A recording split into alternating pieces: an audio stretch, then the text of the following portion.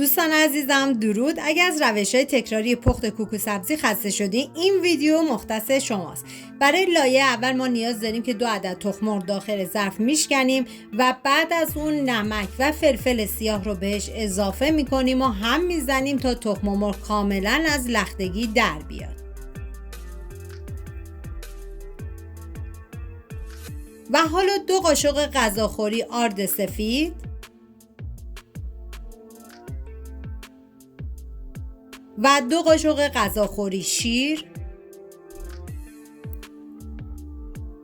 و 2 قاشق غذاخوری روغن به این مواد اضافه میکنیم و هم میزنیم تا کاملا با هم دیگه مخلوط و یک دست بشه. و بهتون پیشنهاد میکنم که این رولت کوکو سبزی خوشمزه رو درست کنید که یک گزینه عالی برای مهمونی‌ها و دور همیاتون میتونه باشه. و بعد از اون مقداری زعفران به تخم مرغ اضافه میکنیم و هم میزنیم تا کاملا با هم دیگه مخلوط بشن. و حالا این مواد آماده کردیم میذاریم کنار، میریم برای درست کردن لایه دوم که برای لایه دوم ما نیاز داریم به 3 عدد تخم مرغ که داخل یه ظرف شکسته و بعد از اون ادویه ها که شامل نمک، زردچوبه، پودر گشنیز و فلفل سیاه هستش بهش اضافه میکنم و هم میزنم تا کاملا تخم مرغ از لختگی در بیاد و با ادویه ها مخلوط و یک دست بشه. و بعد از اون ما نیاز داریم به 200 گرم سبزی کوکویی که به تخم مرغ اضافه میکنم و همچنین 1 قاشق غذاخوری سرپر آرد سفید و 3 قاشق غذاخوری روغن. همه این مواد رو با هم دیگه مخلوط میکنم تا یک دست بشه و بعد از اون این مواد ما آماده است و میذاریم کنار. واقعا جای تک تک شما دوستان عزیز خالی، دست به کار بشیم و این رولت کوکو سبزی خوشمزه رو درست کنیم که کوچیک و بزرگ عاشقش میشن. و بعد از اون داخل تابه من مقدار خیلی کمی روغن ریختم. ببینید از روغن زیادی نباید استفاده بکنید. و بعد از اینکه داغ شد حالا لایه اول رو میریزم و به سرعت حرکت میدم تا همه جای تابه رو بپوشونه. ببینید چون تخم مرغ زود بسته میشه باید برای این قسمت سرعت عمل داشته باشید. حالا من همه جای تابه رو پخش میکنم تا کاملا پوشیده باشه. و حتما باید زیر حرارت کم باشه. و بعد از اینکه لایه اول کمی خودشو گرفت لایه دوم رو بریزید و سطحش رو خوب صاف کنید.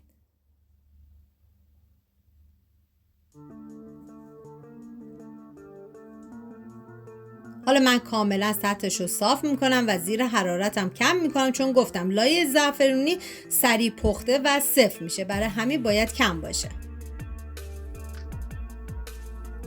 و حالا در تابه رو میذارم و اجازه میدم تا خودش رو بگیره که به راحتی بتونیم برش بزنیم.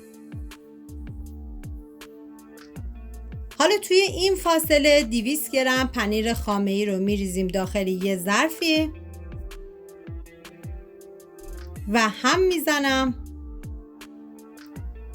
و بعد از اون من زرشک رو با کره تفت دادم و به پنیر خامی اضافه کردم. شما هم حتی میتونید زرشک هم به صورت خام استفاده بکنید، کاملا سلیقه‌ایه. و بعد از اون گردو رو بهش اضافه میکنم. ببینید مواد میانی کاملا سلیقه‌ایه و شما از هر چیزی که دوست داشتین میتونین استفاده بکنید. من هم میذارم تا با هم دیگه مخلوط و یک دست بشن.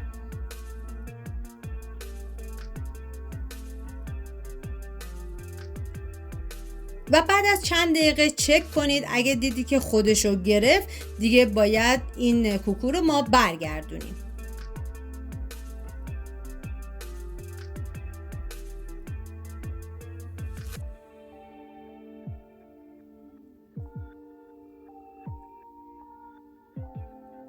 حالا من داخل تابه رو کمی روغن میریزم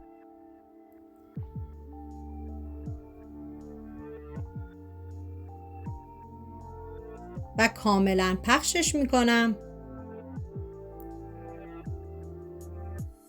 و بعد میذارم تا سمت دیگه‌ش هم چند دقیقه دیگه بپزه.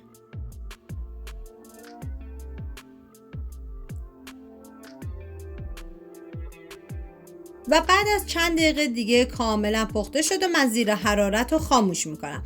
یک کاغذ روغنی رو با ابعاد بزرگتر از اندازه کوکوتون پهن کنید و کوکو رو روش میذاریم و بعد از اون رول میکنیم و اینکه قسمت زعفرونی باید زیر باشه و تا داغ هست با کمک کاغذ روغنی رول بکنید و اجازه بدید تا کاملا سرد بشه. و وقتی که سرد شد من کاملا بازش میکنم.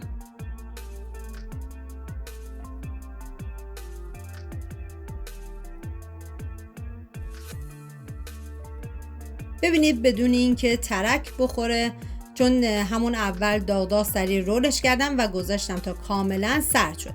حالا از مواد پنیریمون قشنگ سطح کوکو سبزیمون پخشش میکنیم و سطحش رو صاف میکنیم. واقعا یه ترکیب عالی و فوق‌العاده خوشمزه. و بعد از اون دوباره من رولش میکنم و به مدت نیم ساعت میذارم داخل یخچال و بعد از نیم ساعت از یخچال خارج میکنم و به ابعادی که دوست داریم میتونیم برش بزنید. راستی من منیره هستم، امیدوارم از این ویدیو خوشتون اومده باشه و اگه تا الان کانال رو سابسکرایب نکردید خوشحال میشم سابسکرایب کنید و برای دوستاتونم بفرستید. لایک و کامنتاتونم که کلی به من انرژی میده و کمک میکنه ویدیوهای من به افراد بیشتری نمایش داده بشه.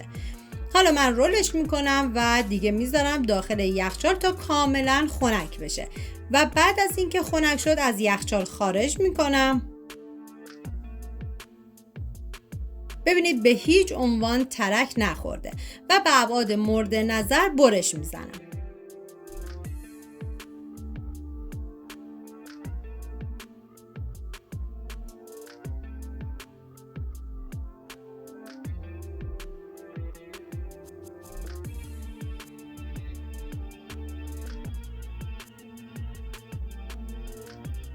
و بعد از اون با هر چیزی که دوست دارین میتونین تزیین کنین. من یه سیخ چوبی گذاشتم و بعد از اون با گوجه گیلاسی تزیینش کردم.